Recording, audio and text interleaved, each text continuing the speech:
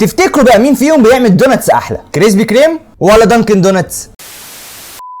السلام عليكم، اهلا بكم في فيديو جديد مع احمد الشريف. طبعا بمناسبه افتتاح كريسبي كريم اخيرا في اسكندريه في جرين بلازا، فما كانش ينفع افوت الفرصه دي من غير ما اجربه. والصراحه انا كنت ناوي اجربه في حلقه لوحده، لان تجارب السابقه معاه في القاهره كانت تحفه جدا، وكانت بعيده جدا عن اقرب منافس ليه وهو دانكن دونات. لحد اخر مرتين جربت فيهم دانكن خلال الشهر اللي فات، بصراحه الحاجه كانت من عنده جميله جدا جدا، وده تقريبا بسبب ان انا كنت بجيبها الصبح بدري، فقررت انزل بقى بدري عشان اجيب من الاثنين، دانكن عشان اجيب من عنده الحاجه فريش، وكريسبي كريم طبعا عشان اهرب من زحمه الافتتاح. الحقيقه ان الاستاف في المحلين كانوا قمه في الذوق والتعامل مريح جدا. المهم جبت من الاثنين بوكس عباره عن 6 قطع، وحاولت قدر الامكان ان يبقوا ال6 قطع زي بعض بالظبط. الاصناف الحقيقه عند كريسبي كريم اقل بكتير من دانكن، يعني تقريبا 7 8، على عكس دانكن ممكن يوصلوا 15 او اكتر، ودي طبعا ارقام تقريبيه يعني مش اكيده. بس بقى الاسعار مختلفه كتير جدا. دانكن مثلا عنده كل الاصناف لها نفس السعر 25 جنيه، وكل ما تاخد عدد اكتر كل ما توفر اكتر. يعني تقريبا بوكس ال6 قطع اللي انا جبته ده دفعت فيه 125 جنيه بدل 150، يعني وفرت 25 جنيه. اما كريسبي كريم بقى مختلف تماما، سعر القطع عنده 39 جنيه، وعنده قطعه واحده بس ب 37 جنيه، وفي قطعتين عنده ب 45 جنيه اللي هم البريميوم يعني. اما البوكسات بقى هم 2 بس، 6 او 12، ما فيهمش تعدد زي اللي موجود في دانكن. بوكس ال6 بقى اللي انا جبته النهارده ب 187 جنيه بدل 234، يعني وفرت 47 جنيه. بس لو هتاخد حاجه من البريميوم دونات زي ما انا طلبت كده، هتزود 8 جنيه للقطعه الواحده بال 6 جنيه زي فرق سعرهم العادي، عشان ما تشغلش دماغك عليهم يعني. وطبعا التقييم بينهم بقى هيكون عن طريق النقط 1 و0، لغينا بقى خالص السالب 1 ده بناء على طلب الجماهير. كفايه بقى كلام لحد كده، يلا بينا على اول واحده، وهي اوريجينال جليزد في كريسبي كريم ضد باودر رينج من دانكن دوناتس. طبعا انا مش متاكد اذا كان دانكن بيعمل الجليزد دي زي كريسبي كريم ولا لا، بس دي هي اقرب حاجه ليها يعني، وهي دي القطعه الرخيصه اللي في كريسبي كريم اللي ب 37 جنيه. هنبدا بقى بالاوريجينال جليزد من كريسبي كريم ونقول بسم الله.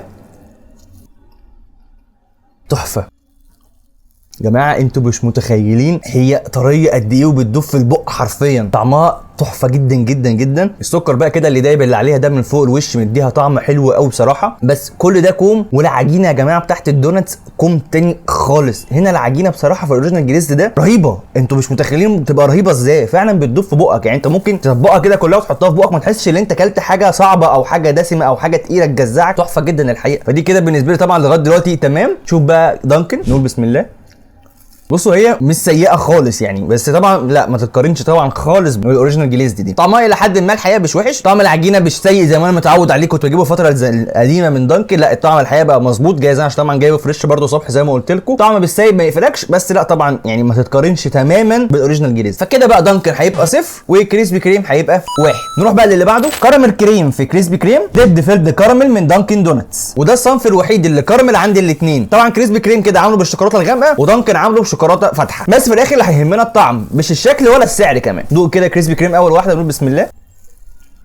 طعمها الحقيقه حلو جدا، طعم الكراميل كده واضح وباين، اللي هو كده قريب قوي من السولتد كراميل ده اللي هو تحسه مملح شويه. الحقيقه عجبتني جدا برده، مش وحشه خالص. كنت وانا باكلها كده حاسس ان انا ممكن هيبقى فيه طعم الشوكولاته غارب، لا بس طعم الكراميل واضح وهو اللي مسيطر الحقيقه مش الشوكولاته. فكده كريسبي كريم تمام. نشوف بقى دانكن، ندوق نقول بسم الله.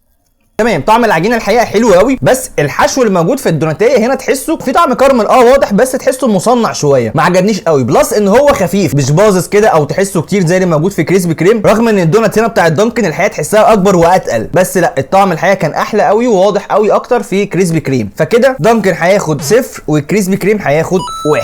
نروح بقى للي بعده، باودر استروبري فيلد من كريسبي كريم ضد باودر استروبري جيري من دانكن دوناتس. دول كده بقى المفروض ان هم كوبي بيست من الاثنين، نفس المكونات ونفس التوبنج في كل حاجه. نبدا كده بكريسبي كريم ونقول بسم الله.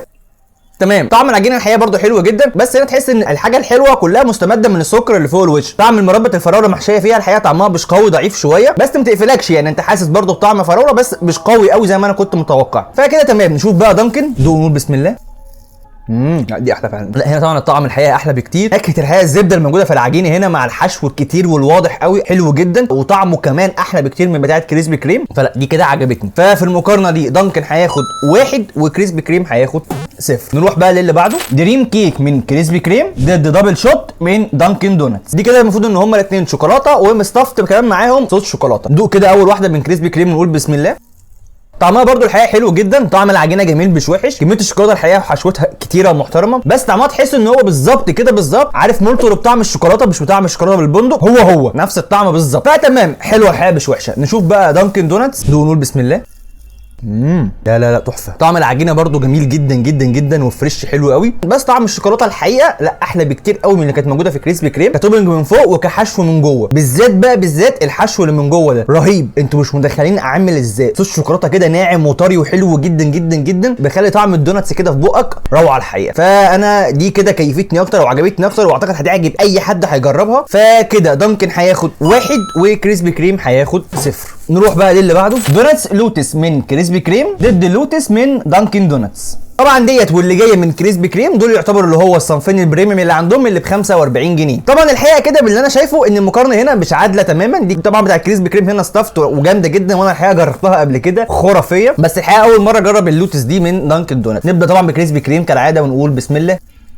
تحفه يا جماعه، كميه لوتس بتاخدها في بقك مش طبيعيه. طبعا العجينه كالعاده حلوه جدا، صوص بقى اللوتس اللي محشيه بيه، وكمان توبنج اللوتس اللي من فوق واللي عليه بسكوت اللوتس كمان مجروش من فوق، تحفه جدا جدا جدا. فلا طبعا دي كده يعني انا مش محتاج اتكلم عليها، خرافيه ما ينفعش تفوتها. شوف بقى دانكن، دوق ونقول بسم الله.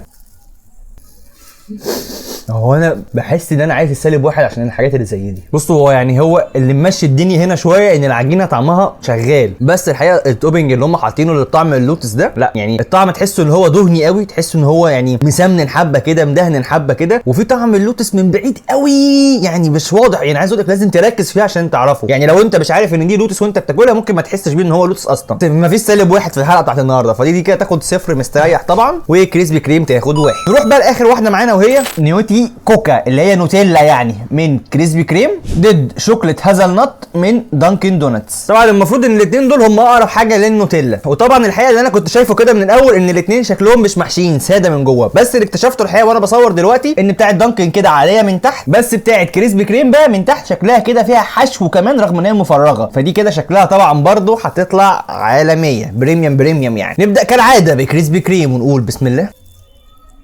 يا ابن اللعيبه تحفه. طبعا مش عايز اقول لكم كميه طعم نوتيلا في بقك رهيبه مع كمان قطع البندق اللي فوق دي. يعني انا شايفها كده دي قطع يعني طبق ايه، قطعه ديزرت تقيله مش دوناتس كده حاجه خفيفه زي الجليزد مثلا، لا ده هنا كده حاجه حلويات تقيله قوي وجميله جدا الحقيقه. فطبعا واضح كده دي هتاخد النقطه مستريحه. نشوف بقى دانكن، دوق كده ونقول بسم الله.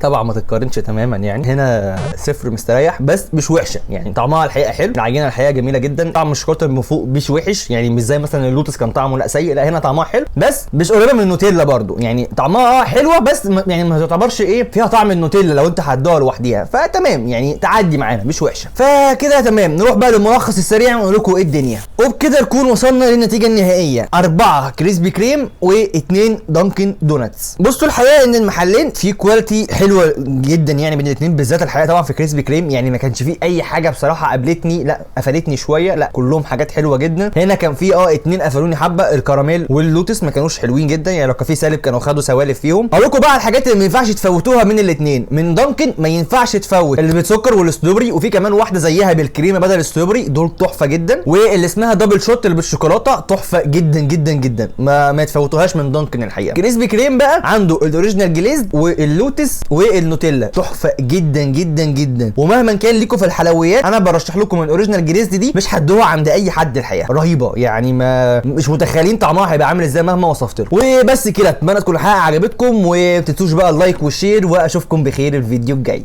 سلام.